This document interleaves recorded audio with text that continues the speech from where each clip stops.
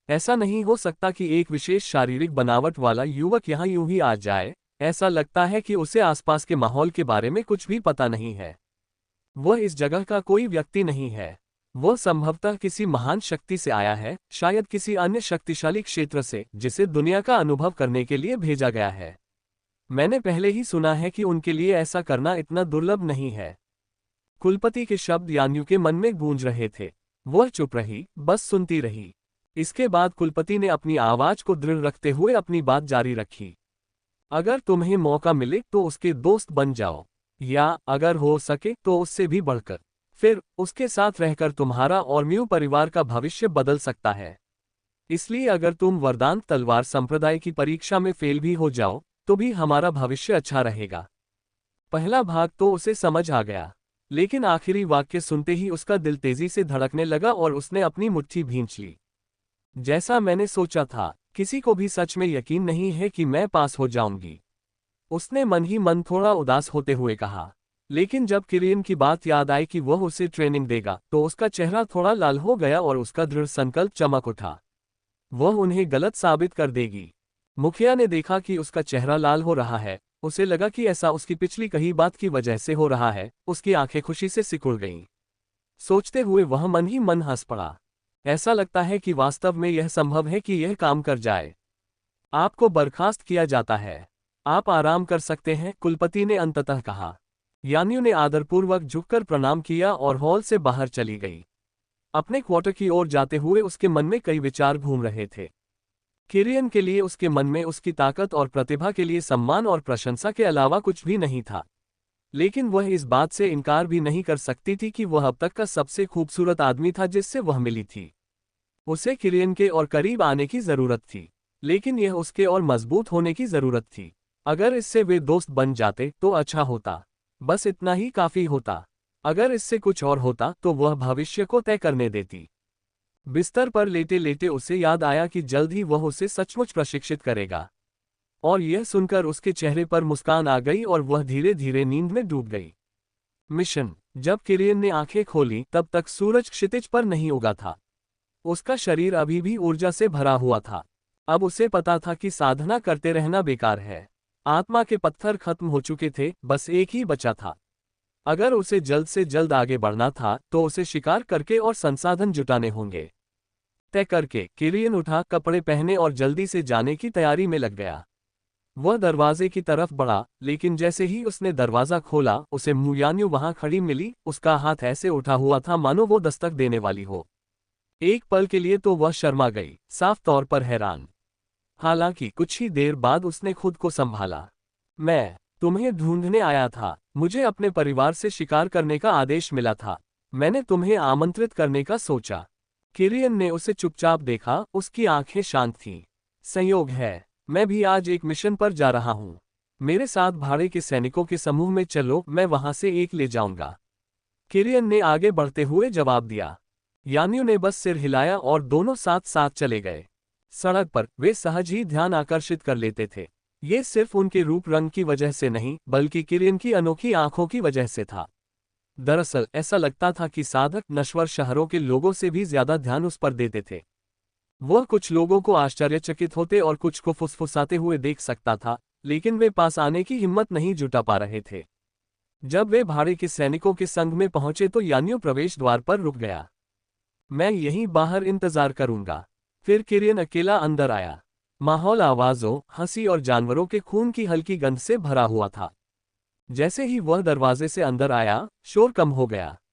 निगाहें उसकी ओर मुड़ गईं, फुसफुसाहटें तुरंत शुरू हो गईं। लेकिन जल्द ही सब कुछ सामान्य हो गया। कम से कम ऐसा ही लग रहा था। लेकिन काइरियन ने अपनी आंखों के कोने से एक छोटे से समूह को देखा।